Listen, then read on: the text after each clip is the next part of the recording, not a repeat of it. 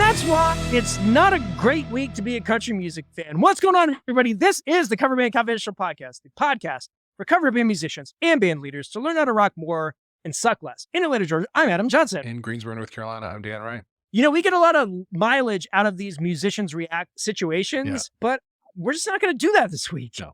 It's not worth it. No. We're going to... I feel like everything that needs to be said has been said. Every take has been took, so let's not worry about it. Love it. How's it going? Good. You know, we're coming up on the first band gig with the real lineup, no subs, which is on the 5th, and so we met for the first time. I don't want no subs. I'm sorry. Don't be sorry. Great.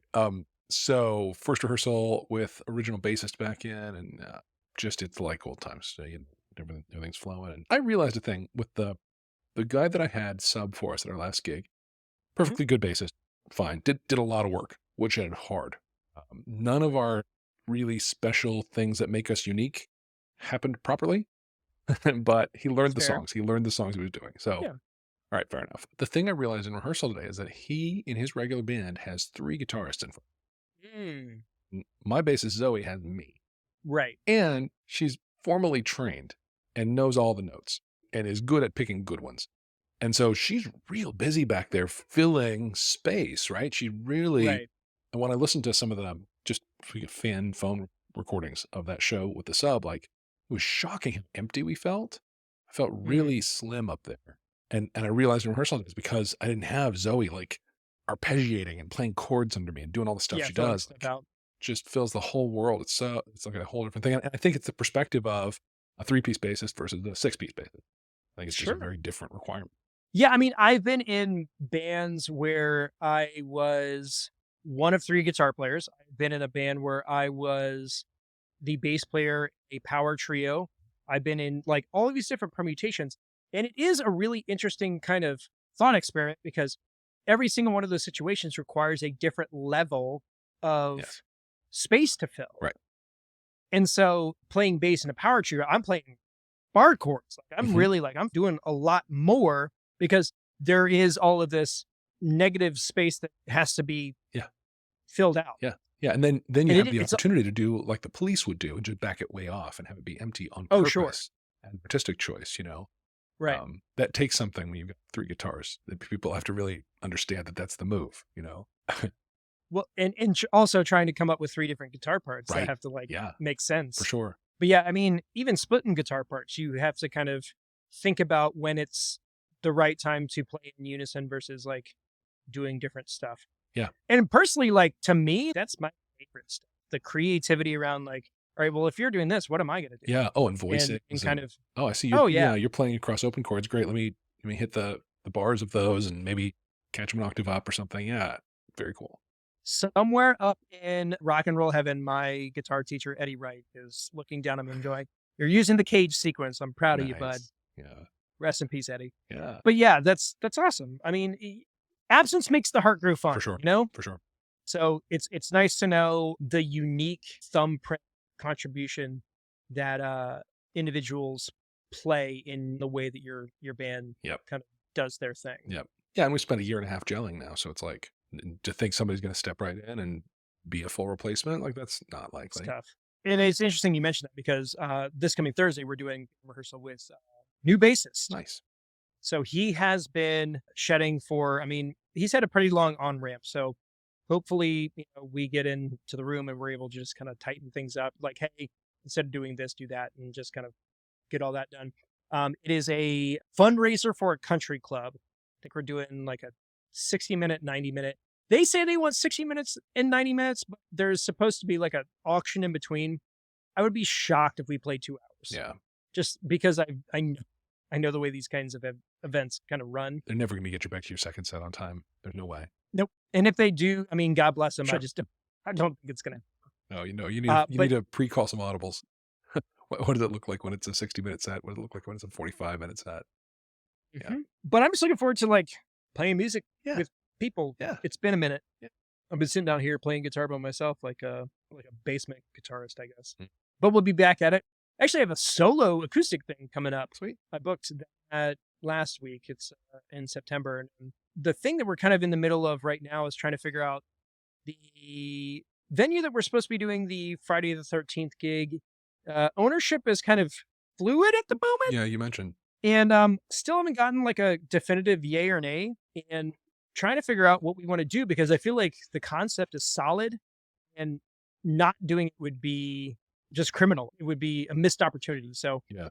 we either need to start pitching that idea to other venues or maybe consider bringing in some sponsors for walling an event. I don't necessarily want to throw all my eggs in that basket, Yeah.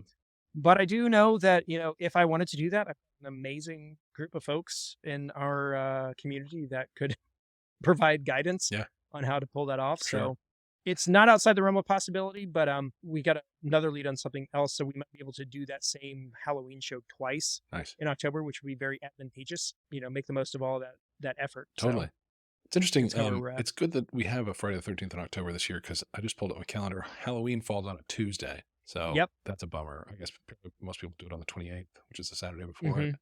And that'll be a fun time, but I feel like if you want to really maximize the spookiness, Friday the 13th Pretty in good. October, I mean, you can't really go It's wrong. pretty good. If you're a band who's out there who does that kind of show, you really need to start actively making sure that is booked for you. Yeah, I love Halloween shows. Last year we did one, and we all had matching skeleton suits. It was good. I don't know what I'm going to do this year. I did Eddie Munson last year, Right. but then I had the horrendous task of having to grow my beard back out after I shaved it off. It was Did you not play? great. You could have done "Take Me Home Tonight" by Eddie Munson. I mean, we probably, we did that during Just to make any our joke about it. October You should have dates. made a joke about it. Yeah. Hindsight's 2020. What are you going to do? Yeah.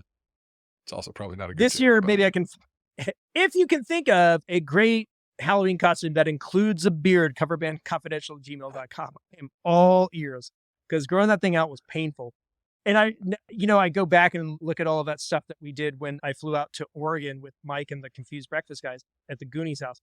I'm literally like a week out of growing it. It's bad. It's not good. It does not look good. And that was forever. memorialized. So, speaking of forever, let's talk about reviews. Hey. So this review came in this past week, and I do believe this is one of our new patrons. I'm going to speak out of turn because all I have to reference is their Apple ID, which is yeti.writer. But I'm pretty sure this might be Justin Baxter of Timberline, who was one of our recent new patrons. Great. 5 stars, says, great podcast. Woo! It just says it's WOOOH. I finally caught up. 280 episodes in 3 months. God bless you. Mania. I don't even know if I could do that. Mania. Thanks, guys, for this podcast. As a newbie in the music world, it has helped and encouraged me with getting my first band going. I enjoyed listening to Gear Talk, how to communicate with band members and expectations with each other, how to book gigs and market your band. Thanks for the Slack. It's nice for someone like myself to feel like I can reach out to other bands and get some insightful feedback on how to run a band and feel a part of a bigger community. Everyone is so laid back and helpful. Thanks, Adam and Dan.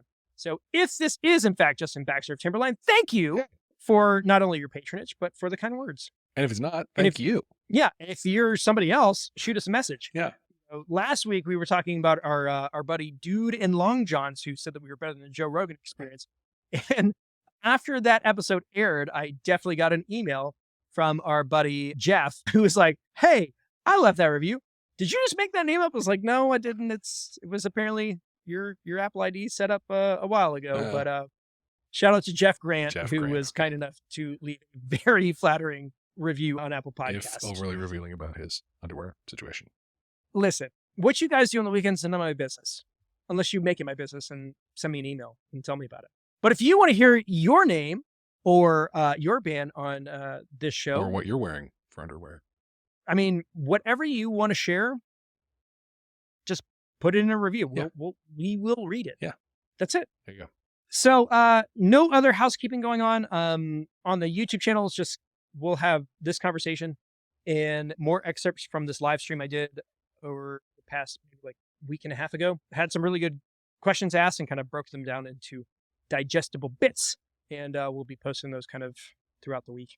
And yeah, kind of where we're at. And I feel like it might be time to revisit a couple of things we've talked about before. I feel like content creation for musicians is something worth kind of getting into. Sure.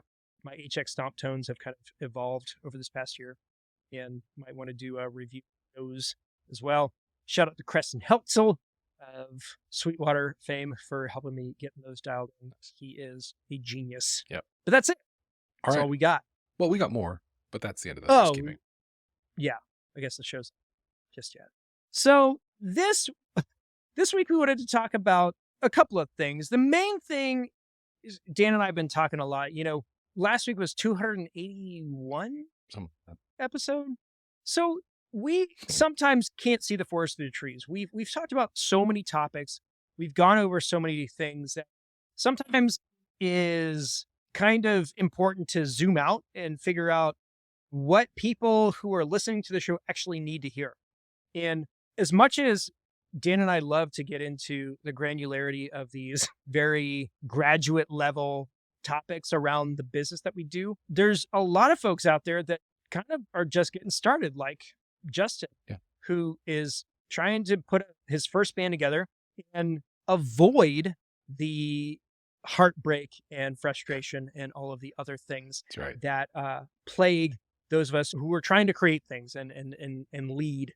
And so we thought about really just getting like down to brass tacks and going to just a very simple list of the 3 things that you need to succeed as a band. It could be 5, could be 10. No, 3. Boil it We're right gonna do down. 3. Yeah. And that's it. Because as much as it would behoove us and, get us really excited about digging into the tiny things, the things 47 things you need. Yeah. It doesn't fit on a t-shirt. It just doesn't work. Yeah. So why not just do that 10,000 foot view and give you guys the core stuff? And I'm pretty excited about this because there's a part 1 and a part 2 and a potential cliffhanger, which is crazy. But we're not here to give you guys anxiety about what's coming next. Let's just go ahead and Let's jump right in. So simple. It's just 3 things. All right. Number 1. So go. Number 1, you need talent to succeed. We talk a lot about the things that matter as far as logos and stage presence and all of that stuff. But here's the thing. If you don't have talent, a lot of that stuff is a lot less important, because ultimately the thing that you have to be able to do is to deliver on the promises that you are providing to your audience. Yeah. And that doesn't necessarily mean virtuosic ability. That's what I was going to say. Doesn't... There is a minimum necessary level of talent that is, in all honesty, not super high, but you got to have it. Yeah. And I can't tell you what it is, but I can tell you when it's not being met. You know what I mean? That's right. Because I don't necessarily consider myself an extraordinarily talented musician, but if I have an ability, it is being completely aware of the things that I am able to do well and the things that I am not. And that is a talent in itself. Because if you are able to present yourself to the world only showing your strengths and being able to execute as close to flawless on those things, that's talent. Yep.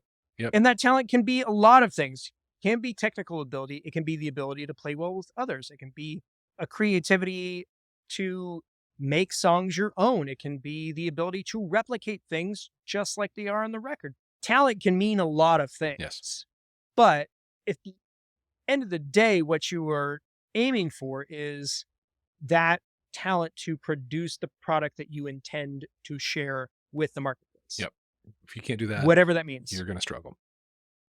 And so for people who are out there trying to get things going, may mean pushing yourself to do things that you're not comfortable doing. Also may mean to draw back and go, this is a little past what I feel like we can deliver consistently. So maybe this isn't a part of our band and our brand experience right now. Maybe it is later. Maybe this is the conversation about Dead Man's Part we've been having for the last 3 stinking years. Yeah. The conversation I've been having about the guitar intro to Mr. Brightside.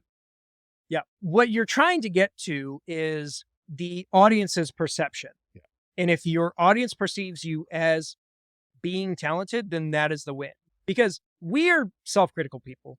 I can say, oh, I'm not good at this, I'm not good at that. But if I present myself in a way where people don't notice those things, it doesn't really matter. And ability to detect errors, their ability to hear gaps in your delivery, very, very, very, very low. They don't care. For sure. I mean, they care when it's glaring. There is a threshold at which they start to care, but it's nowhere near the threshold that we judge ourselves on. No, nor should it be. Right. Here's a good example. I mean, writer and SAG-AFTRA strike aside, Yep. you're not seeing Ryan Gosling going, "Man, I really blew this take," and that's not what it's about. Right. Yeah. The Those the aren't the ones that product's make the already film. done. Yeah. Yeah. So you don't need to worry yourself about that kind of thing. Just be sure that when it's go time, that you're able to do the thing that you set out to do. Yep. So talent is number one. Talent is number one. Now, talent is Well, this list it has a number one, but let's just say that it's not necessarily in order. just because a list has to be in a list form. That's right. This talent is number one. Yeah. So the second thing, but not necessarily the second priority, Mm. you need to have a vision. Now, what is vision to you, Dan? Well, boy, what a question. Brand. That's why I asked I you. know. Branding is a thing that I've beaten the drum on in this podcast for a long time, although it's been a minute.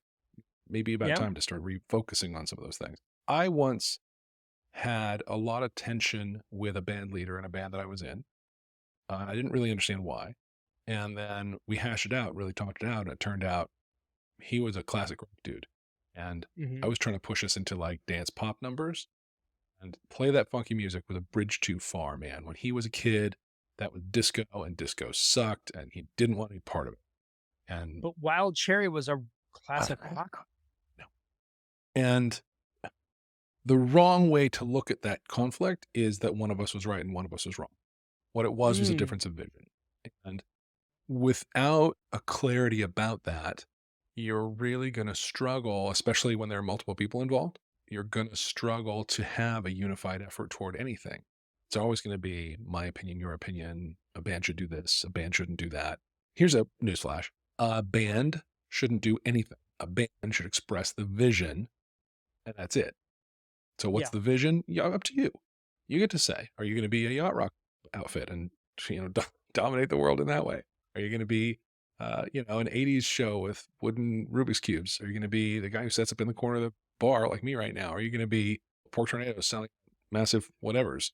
Some of those visions like that one could be kind of aspirational, and that's great. You need a vision for where you are this week and how you Where you're might going. how you might get to those big aspirational visions. But that's all part of what we mean when we say that vision is one of the things you need to succeed. In order to succeed, I say there doesn't gotta be. A lot of bands have no vision and are doing their best in the absence of that. But success takes a vision. Success takes a real picture of where you're going. Look at the history of Van Halen. Those guys were first coming out and hustling hard. They were nothing but vision. And talent. Pardon me. I'll take that back. Plenty of talent there too. But what people who met them and worked with them early on came away with was these guys think they're superstars. And you know what? Yeah. They probably. Well, one of my favorite things about that particular story is they're playing Gazaris and they're playing the Sunset Strip. Mhm. They're a cover band. Yeah. Because you got to play 3-4 hours a night. And the complaint that they always got was, well, yeah, you guys play other people's songs, but it just sounds like you guys. Right. And in some situations, that's kind of like disrespectful or like a derogatory thing. Yeah. But in reality, it just is that they were so unique. They had this thing that they just had to do a certain way. Yeah. And that's also why a lot of the cover songs that Van Halen does are so iconic. Yes. You Really Got Me, Yeah. Pretty Woman, Yeah. like all of these other things that they've done. It just sticks out because they could only do it the way that they knew how. The way that their vision drove them to. Yep. They had a vision for what their sound was, What they were going to do, what they weren't going to do, Yeah. and how they were or weren't going to do it. how they were going to dress covers. Maybe you're a band that does covers as precisely as possible to the recording. Super cool. Maybe you're a band that does your own interpretation of them. Also super cool. But the point of that, that decision is driven by vision. And if that's not clear across the band and shared across the band, then you're setting yourself up for a lot of tension, a lot of arguments, and a lot of friction on your way to success. Well, and we talk a lot about band leaders because ultimately, if you want to point a group of people in a direction, there's got to be one person kind of calling the shots. Yeah, yeah, it helps. There's some bands that don't have that have done okay, but man, that takes a real special collection of people. Well, and on the flip side of that, there's a concept called vision casting where Mhm. a person is able to convey the ultimate end goal of a band or an organization so that people who aren't necessarily as invested as they are can still see that vision and move towards it. Yeah. And that's a leadership thing, beyond anything else. But like I think about where members only started. Like my vision was to be an 80s band that didn't look and act like an 80s band did.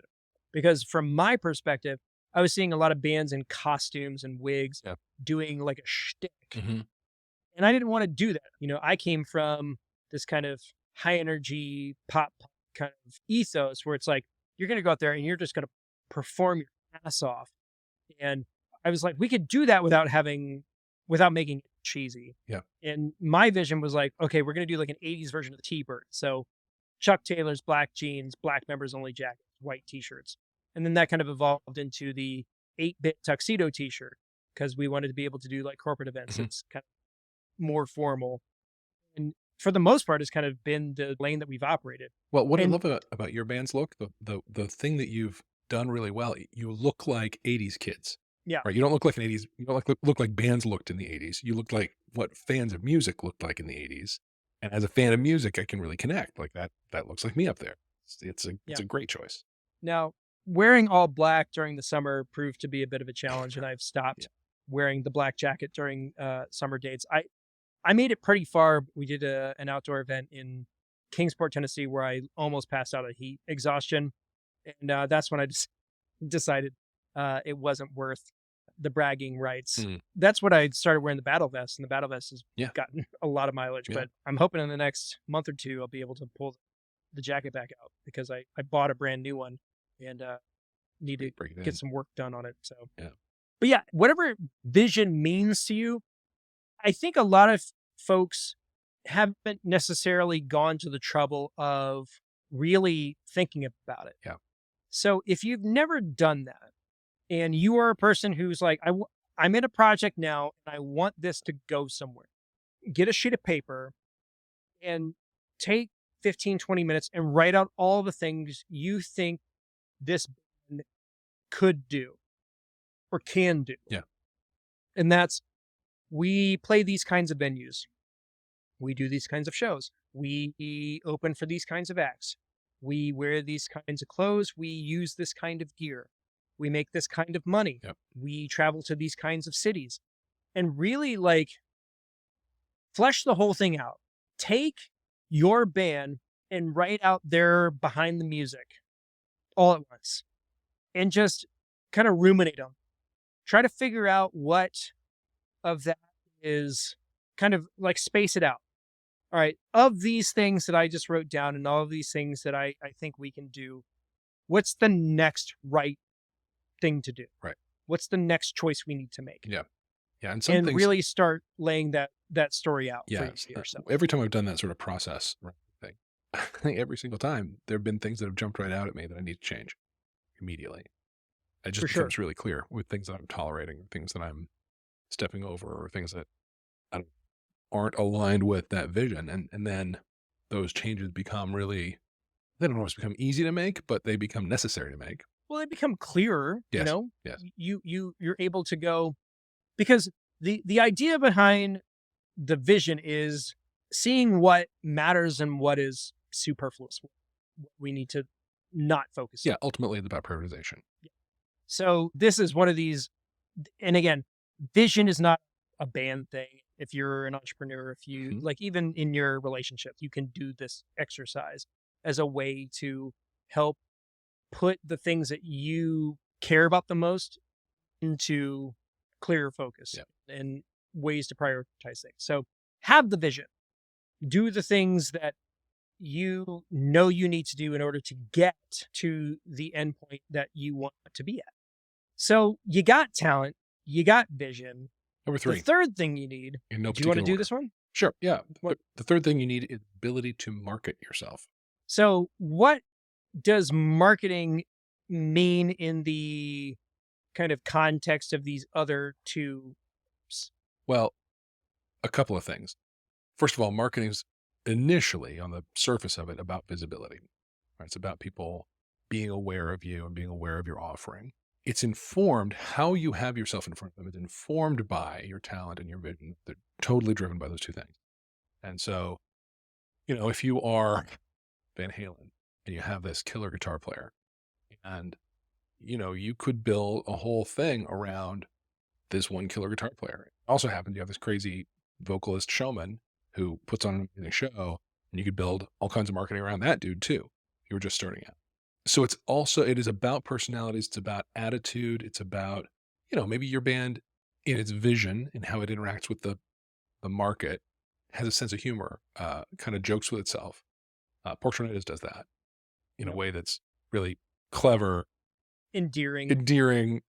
Some of us who have a little bit inside baseball on it know that there's like more snark than actually gets let out a lot of the time. Like, uh, yeah, that's privileged information.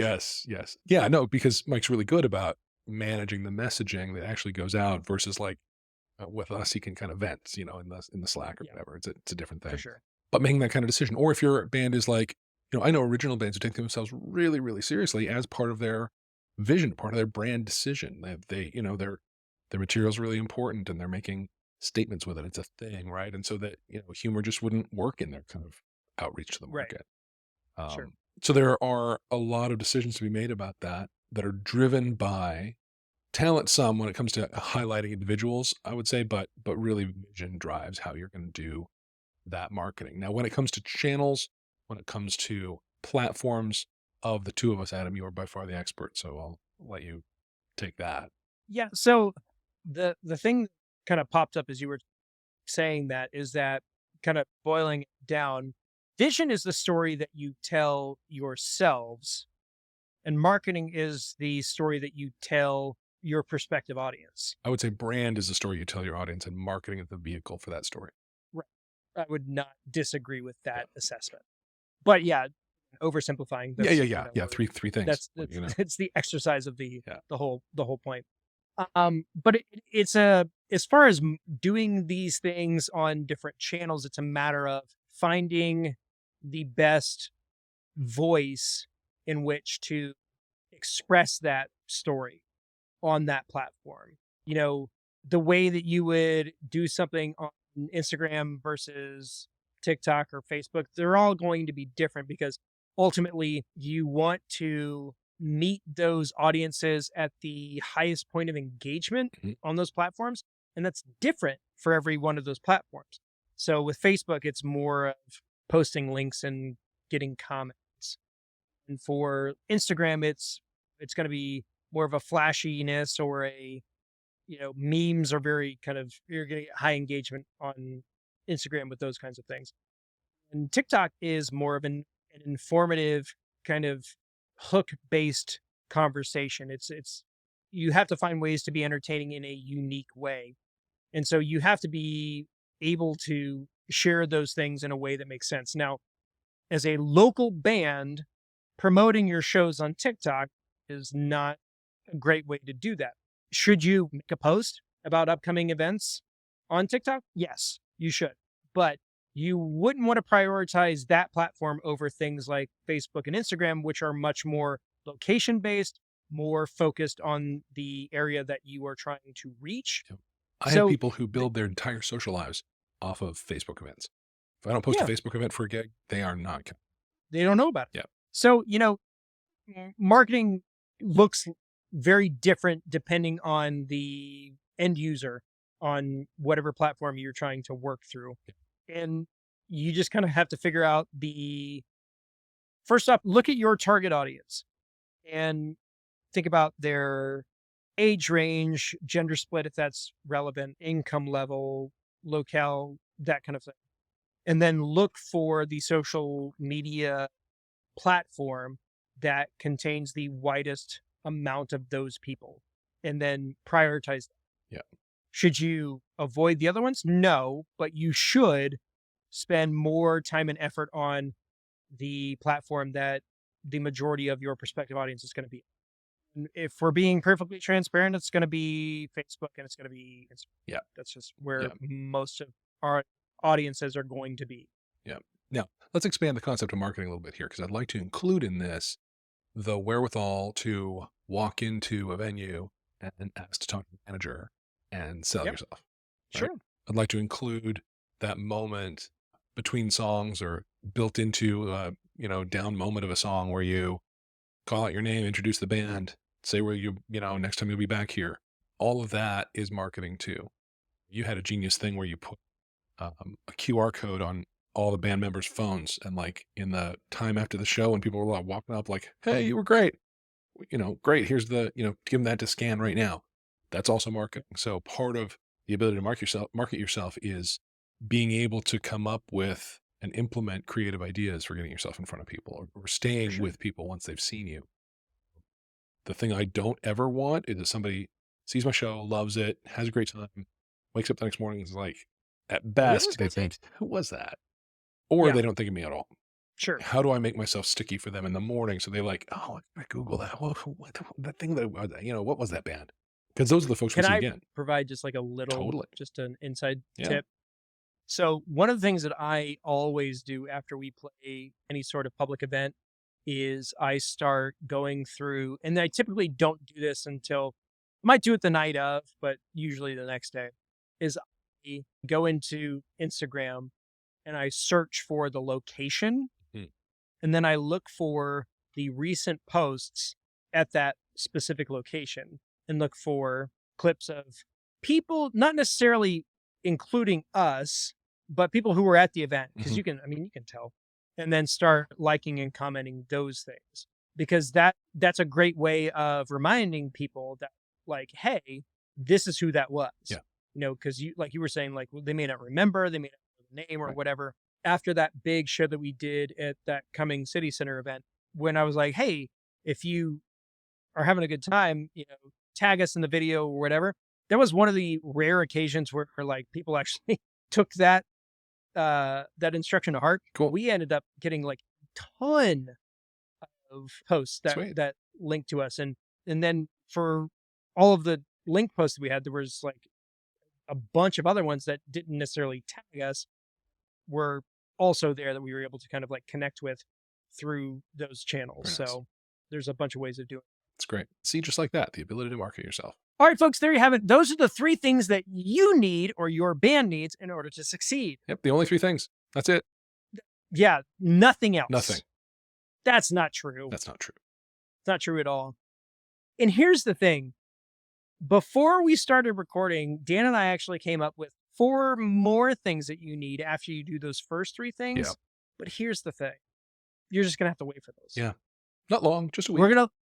This is the first ever Coverband Confidential Cliffhanger Yeah. that we've ever done. Yeah. It's a CBCC. Cover Band Confidential Cliffhanger. Yeah. Wow. But I promise it's going to be worth it. Yeah. Because once you've gotten these kind of like raw concepts figured out, there's a lot of bigger things that need to happen. And as much as we have just lamented the minutia, next week's episode is going to be real granular, because we have to really talk. I mean, there'll be we have to big talk chunks about of things. big chunks of detail. Yeah. And if we really wanted to, we could literally break those 4 things out and make them individual episodes. Well, I feel like we're not going to do that to you guys. Those 4 things were just the first 4 we thought of. Yep. The list could go 100%. on. Yeah. Yeah. But one note about that is that we are going to eat our own dog food on one of them. We actually have something to announce next episode that we thought of as one of these items jumped out at us as something we actually want to do for the podcast. So yeah, tune in. For sure. So no parting words, no wrap ups here. We just wanted to make sure that you guys understand, we are ultimately trying to give you all the good information, all the things that you guys need in order to do what you do as best as you possibly can do it. Ultimately, that's what we're here for. Yep. So, folks, thanks so much for tuning in. We love and appreciate each and every one of you. That's right. You on the treadmill, you driving in your car, you doing the dishes when you're supposed to be paying attention to something else. Walking the dog. Yep. We You. appreciate you. If you'd like to support the show, you can do a number of things, but we'll let Mike take it from here. I'll go ahead and call it for this week. In Atlanta, Georgia, I am Adam Johnson. In Greensboro, North Carolina, I'm Dan Ray. You have been listening to the Cover Band Confidential podcast for the week of July 28th, 2023.